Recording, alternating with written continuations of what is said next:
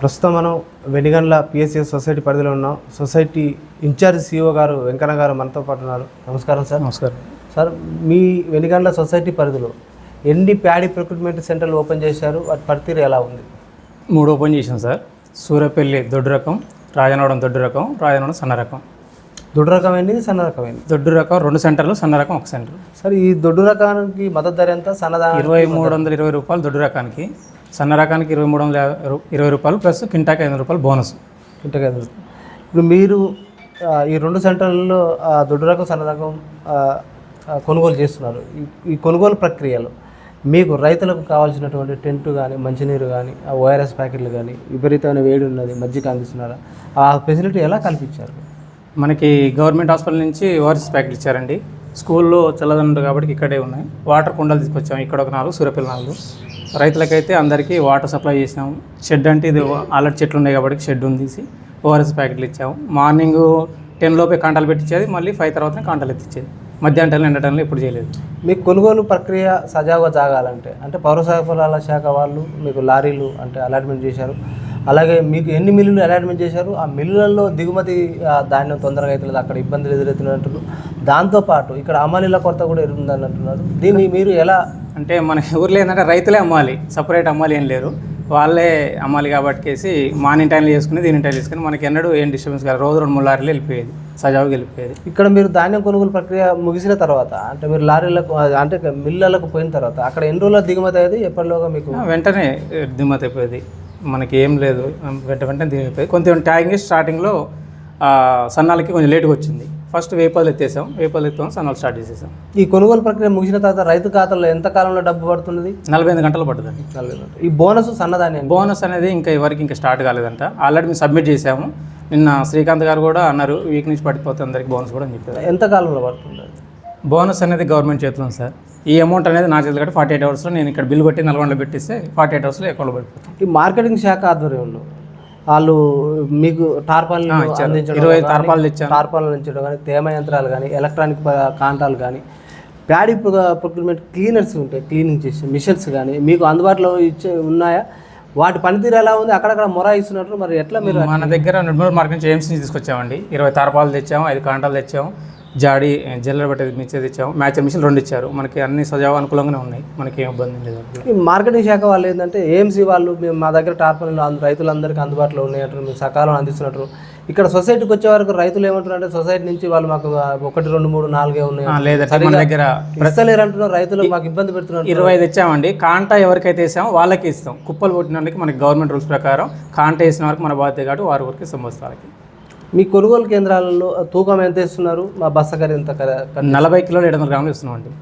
బస్స ఖరీదు 700. మీరు అంటే మ్యాచర్ మిషన్స్ ఉంటాయి కదా, తేమ యంత్రాలు, అవి అక్కడక్కడ మొరా ఇస్తున్నాయి అంటారు. ఇంకోటి వేరియేషన్ చూపిస్తున్నట్ట. మీరు అడ్వాన్స్ టెక్నాలజీ ఏమైనా ఉపయోగించారా? వాటి ప్రకారం మన దగ్గర ఇంతవరకు తేమ శాతం ఏం రిజెక్ట్ కాలేదు సార్. ఏదున్నా కానీ సాఫీగా వెళ్ళిపోయింది మన దగ్గర. మీ కొనుగోలు ప్రక్రియ అంటే ఎప్పుడు స్టార్ట్ అయింది? మాది ఏప్రిల్ 8 వరకు స్టార్ట్ చేసాము, మే 8 వరకు కంప్లీట్ చేసేసాము.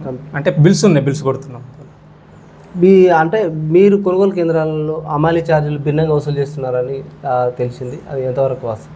మన దగ్గర ఏం లేదు సార్, మరి ఇంతవరకు మాకు అలాంటి సమాచారం ఉంది. ఎంత కింటకి ఎంత వసూలు చేస్తున్నారు? టిక్కీ లెక్కన, కింటా లెక్కన? టిక్కీ లెక్కన 17 రూపాయలు 18 రూపాయలు వసూలు చేస్తున్నారు తెలిసింది. కానీ మనం రైతు అమ్మాలి ఇష్టం కాబట్టి మనం దాంట్లో ఏం ఇన్వాల్వ్ కాలేదు. మార్కెట్ ప్రకారం ఎలా ఉందో అలా ఇచ్చేసుకుంటాం. అలాంటి సమాచారం మనకేం రాలేదండి ఎక్కువ వసూలు చేస్తాం. ఈ కొనుగోలు కేంద్రాలు సకాలంలో ఓపెన్ చేయకపోవడం, ఇంకోటి సొసైటీ పర్యవేక్షణ లేకపోవడం వల్ల సన్నదాన్యాన్ని రైతులు కళ్ళాల్లో వాళ్ళు చేలలో అమ్ముకోవడం జరుగుతుంది. దళారుల మధ్య ధరలు తక్కువ రేటుకు కొనుక్కొని పోయి ఇతర రాష్ట్రాలకు సరిహద్దులు దాటిస్తున్నారు, మిల్లులకు అమ్ముకుంటున్నారు. వీటిపై మీ సొసైటీ పర్యవేక్షణ ఎలా ఉంది? ఎలా పర్యవేక్షిస్తున్నారు? అంటే మొదటి నుంచి గవర్నమెంట్ 500 బోనస్ అన్నకాంచి మనకి సెంటర్లో పోస్తున్నారండి. మ్యాక్సిమం వరకు అయితే మనకైతే మన సెంట్రల్ పోషన్ అయితే కంపల్సరీ మనం లిఫ్ట్ చేస్తున్నాం. మీ సొసైటీ పరిధిలో అంటే మా ఏఎంసీ వాళ్ళు ఆధ్వర్యంలో మీకు కార్యదర్శి, గ్రామ కార్యదర్శి ఆధ్వర్యంలో కమిటీ వేశారా? కమిటీ ప్రకారం టోకెన్ సిస్టమ్ ప్రకారం రైతుల ధాన్యాన్ని రైతు కొనుగోలు గవర్నమెంట్ మనకి ఇచ్చారండి. మన డిఎం ఆఫీస్ ఇచ్చారు. దాని ప్రకారం కొనుగోలు ఎవరిదైతే మొదలుందో వాళ్ళు మ్యాచ్ వచ్చిన వాళ్ళకి సీరియల్ ప్రకారం బస్తాలు ఇచ్చేసేసాం. ఈ తడి శాతం, పొల్లు శాతం ఎక్కువ ఉందని బస్తాకు 2 కేజీలు 3 కేజీలు అలా ఏం లేదండి. మరి అలాంటిది ఏమైనా మన జరిగింది? జల్లెడ బట్టి ఇచ్చేసామండి. మనం జల్లెడ బట్టి ఇచ్చేసేసాం.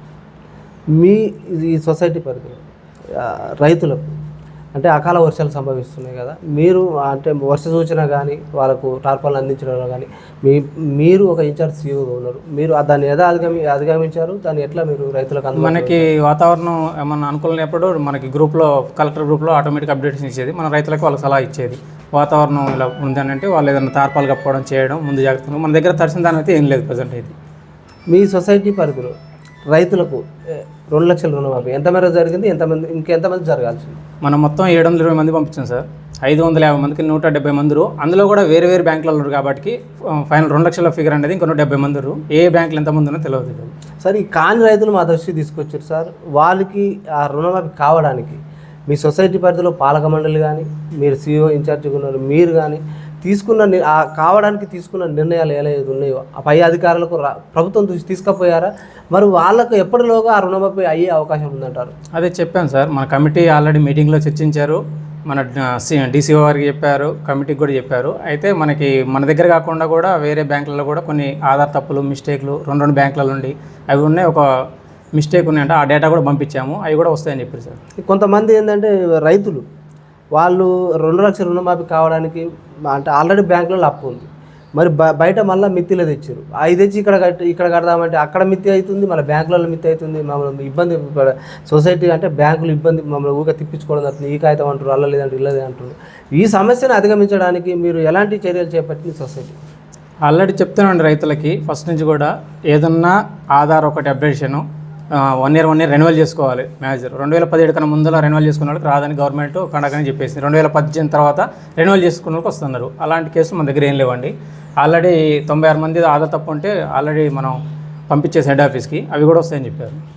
మీ ఈ సొసైటీ పరిధిలో ఇప్పుడు ఈ సన్నదానికి 500 బోనస్ ఉన్నది కదా, అంటే రైతులు కూడా ప్రధానంగా ఏం డిమాండ్ చేస్తున్నారంటే ఈ సొసైటీ నుంచి కూడా ఒక తీర్మానం చేసి గవర్నమెంట్ పంపాలంటారు. ఒక సన్నోట్లకే 500 రూపాయలు బోనస్ కాదు, పండించిన ప్రతి పంటకు కూడా 500 రూపాయలు బోనస్ ప్రకటించాలి. కాబట్టి ఈ సొసైటీలు ఉండే రైతుల కోసం, రైతులకు మేలు జరగాలంటే సొసైటీలలో కూడా పాలక మండలితో పాటు రైతులు కూడా పాల్గొంటారు కదా, ఓ తీర్మానం చేసి అధికారులకు ప్రభుత్వాల దృష్టి తీసుకుపోతాయని వాళ్ళు మా దృష్టికి తీసుకొచ్చారు సార్.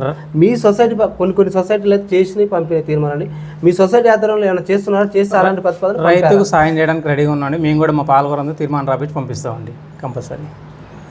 మీ సొసైటీ నుంచి అంటే రైతులకు ఖరీఫ్ సీజన్లో, రబీ సీజన్లో ఎరువులు కానీ, విత్తనాలు కానీ, రుణాలు కానీ ఏ విధంగా అందిస్తున్నారు, ఎలా అందిస్తున్నారు? యూరియా ఒకటి మనం తెప్పిస్తామండి. ఇక్కడ యూరియా మనకి గోదాం వచ్చేసి ఇక్కడ వెనిగల సొసైటీలో ఉంది. మనకి 4 గ్రామ పంచాయతీలు ఉన్నాయి. 4 గ్రామ పంచాయతీ వెనిగల సొసైటీ తీసుకెళ్తారు. క్రాప్ లోన్లో వచ్చేసి మన రీసెంట్గా లాస్ట్ మంత్ 30 lakhs వచ్చాయి, పనిచేసేవండి రైతులు. ఈ క్రాప్ లోను ఎకరాకి ఎంత ఇస్తున్నారు? 45,000 ఇస్తున్నాం. రేట్ ఆఫ్ ఇంట్రెస్ట్ ఎంత? 7%. అందులో మనకి 4% సెంట్రల్ నుంచి 3% వస్తుంది. రిబేట్ వస్తుంది. మీ మధ్యకాలిక రుణాలు ఏమైనా ఇస్తున్నారు? మధ్యకాలం ప్రజెంట్ ఏమీ లేదండి. ఈ రుణమాఫీ వల్ల కొందరికి ఏమైపోయిందంటే రీసెంట్ ఆగస్టులో వచ్చినాయి కదా, దానివల్ల రెన్యువల్ కోసం ఉన్నాము. ఇప్పుడు దీర్ఘకాలిక లోన్లు ఏటికేటికి ఇస్తున్నారు, ఎంత మేరకు ఇస్తున్నారు? మాడిగే లోన్ ఒకటి ఇస్తారండి. 2.5 ఎకరాలు ఉంటే ఎకరానికి 2,25,000 ఇస్తారు. తర్వాత మన గొర్రెల లోన్ ఇస్తాము. తర్వాత బర్రెలు ఇవి ఉన్నాయి కదండి, బర్రెలు ఇస్తాము. ఇప్పుడు యాంత్రీకరణ పెరిగిన తర్వాత ఈ పశుపోషణ తగ్గిపోయింది. ఈ పశుపోషణ పెంపొందించాలంటే రైతులు అవగాహన సదస్సులు నిర్వహించాలి.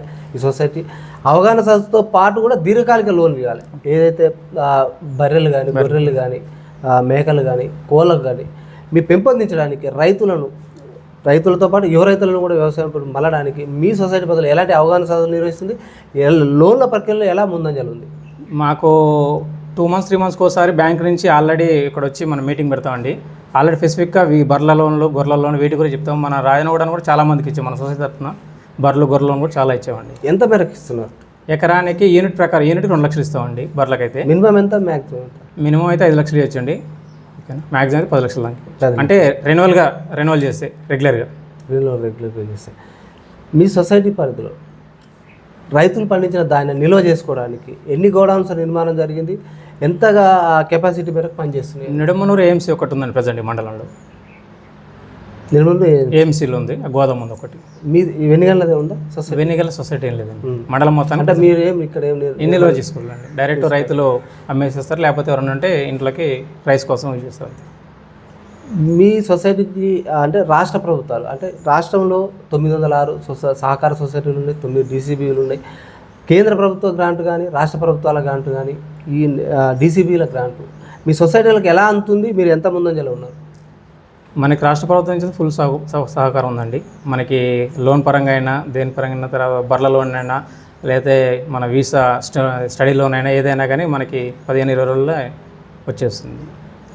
ఈ సెంట్రల్ గవర్నమెంట్ గతంలో 2020లో సహకార సొసైటీలు ప్రతి రెవెన్యూ విలేజ్కి విస్తరించాలనే ఉద్దేశంతో అన్ని రాష్ట్రాలకు లేఖలు రాసింది. ఆ లేఖలకు చాలా రాష్ట్రాలు కూడా స్పందించి ఆ సొసైటీల విస్తరణకు ముందంజలో ఉన్నాయి.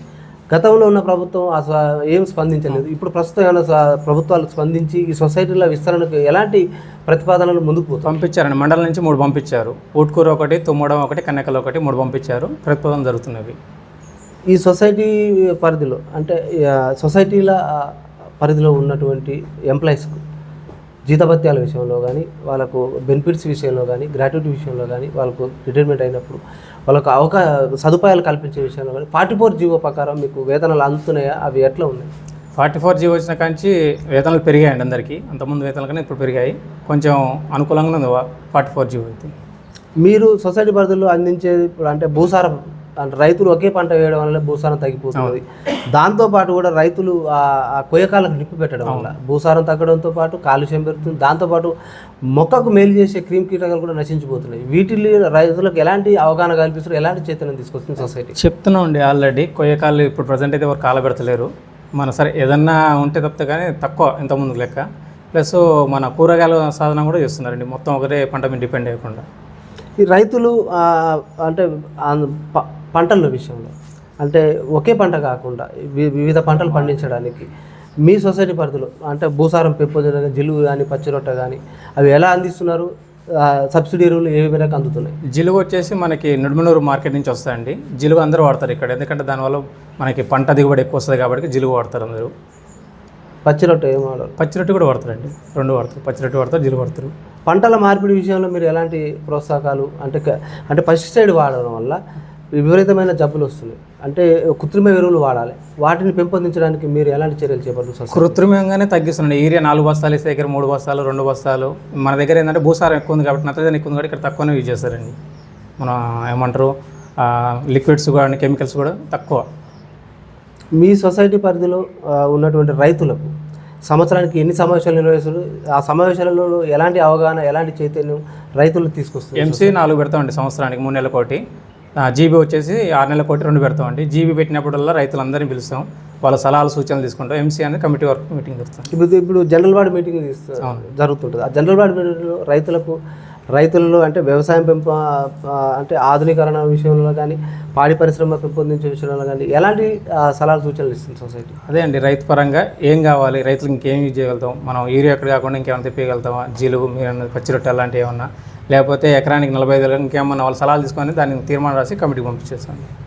ఇటీవల కాలంలో అంటే పాలక మండళ్ళు, ఈ PSCS సొసైటీల పాలక మండళ్ళు గడువు ముగించినా కూడా ఇంకా పొడిగిస్తూ ఉంటారు. కారణం ఏమై ఉంటుంది? ఎందుకు అట్లా జరుగుతుంది? అది గవర్నమెంట్ చేతిలో ఉంటుంది. మీరు ఈ సొసైటీ పరిధిలో రైతులకు అంటే కోతుల బెడద కూడా బాగుంది అన్నట్టున్నారు. కోతుల బెడద వాటిని కూడా ఆ కోతుల నియంత్రణ, గత ప్రభుత్వంలో కోతులు అడుగులో పోవాలి, వాళ్ళు వాపసు రావాలనే నినాదం వచ్చింది, అది ఆటకెక్కిపోయింది. ఇప్పుడున్న రైతులు కూడా ప్రధానంగా ఏంటంటే సొసైటీ ఆధ్వర్యంలో ఈ సొసైటీలు ఉన్న రైతుల కోసం కాబట్టి ఈ సొసైటీలో ముందుకు వచ్చి కోతుల నియంత్రణ చేపడితే మా ఇళ్లలో కానీ పంట చేలలో కానీ అంతర్సాగుగా మీ కూరగాయలు అవి ఇవి పండించుకుంటూ అంటున్నారు. వీటి నియంత్రణకు మీ పాలక మండలి ఏమైనా నిర్ణయం తీసుకుంది? మన దగ్గర మొత్తం వరే ఉంది సార్, మన దగ్గర అయితే కోతులు బెడద ఏం లేదు. అంటే కూరగాయలు సాగు ఉన్న దగ్గర కొండొచ్చుగా మన దగ్గర తక్కువ కోతులు బెడద. రైతులు ఇంకో ప్రధానమైన డిమాండ్ వ్యక్తం చేస్తున్నారు సార్, వ్యవసాయానికి పనికార పథకాన్ని అనుసంధానం చేయాలని రైతులు డిమాండ్ చేస్తున్నారు. అది కొన్ని సొసైటీలు అయితే తీర్మానం చేసి ప్రభుత్వాల దృష్టికి తీసుకుపోయినాయి. మీ సొసైటీ నుంచి కూడా మీరు ఏమైనా ప్రభుత్వం తీర్మానం చేసి పంపే అవకాశం ఉందంట? మా దృష్టికి రాలేదు, మీరు చెప్పారు కదండి, మేము కూడా కమిటీతో చర్చించి తీర్మానం రాసి పంపిస్తాం. సార్, మీరు మీ సొసైటీ పరిధిలో రైతులకు ఎలాంటి సేవా కార్యక్రమాలు అందిస్తున్నారు, ఎలాంటి రుణాలు అందిస్తున్నారు, ఎలాంటి సబ్సిడీ ఎరువులు అందిస్తున్నారు మీరు చెప్పండి. క్రాప్ లోన్లు అందిస్తున్నాం ఎకరానికి 45,000 లెక్క, మాడిగే లోన్ ఎకరానికి 2,20,000 లెక్క అందిస్తున్నాం. అందులో ఎడ్యుకేషన్ లోన్ అనేది ఏ బ్యాంక్ లేదు, మన సొసైటీ తరఫున కోఆపరేటివ్ బ్యాంకులో 15 రోజుల్లో మనకు మంజూరు అవుతుంటుంది. ప్లస్ ఇంకోటి క్రాప్ వచ్చినప్పుడల్లా వడ్లు కొనుగోలు చేస్తుంటాం, యూరియా అందిస్తాము, ప్లస్ పచ్చిరొట్టె ఇవన్నీ ఉన్నాయి కదండి. రైతులకు అన్ని విధాలుగా మనం సహకరిస్తాం. సార్ మీరు అంటే సొసైటీ పరిధిలో ఉన్న సిబ్బంది కానీ ఆ చైర్మన్ కానీ రైతులు ఏమంటున్నారు, అందుబాటులో ఉండలేరు, ఎప్పుడు వచ్చిన ఫోన్ లిఫ్ట్ చేస్తలేరు అంటున్నారు. మరి ఇది అంటే ఇప్పుడు ప్యాడీ ప్రొక్యూర్మెంట్ కదా సార్, వాస్తవానికి అయితే మనకి ప్యాడీ ప్రొక్యూర్మెంట్ ఉన్నాడు ఒక నెల 45 రోజులు అయితే మన ప్రొక్యూర్మెంట్ జరుగుతుంది కాబట్టి అందరం ఇక్కడే ఉండాల్సి వస్తుంది. కలెక్టర్ గారు వస్తారు విజిటింగ్, ఎవరు వచ్చినా కంపల్సరీ మన రైతులకు అందుబాటులో ఉండదు కాబట్టి ఈ నెల 15 రోజులు కొంచెం అందుబాటులో ఉండం ఆఫీస్లో, మిగతా టైంలో మొత్తం ఆఫీస్లో ఉంటుంది. చైర్మన్ గారు విజిటింగ్ చేశారా ఈ 3 వచ్చారండి, చైర్మన్ గారు వస్తారండి, వీక్లీ వన్స్ వస్తూనే ఉంటారు, కమిటీ మెంబర్లు వస్తుంటారు, సర్పంచ్లు, ఎంపీటీసీలు, ఎంఆర్ఓ గారు అందరూ విజిటింగ్ తీసుకుపోతూనే ఉంటారు. Okay sir, thank you sir. చూస్తూనే ఉండండి మీ తెలుగు టీవీ. ఓకే.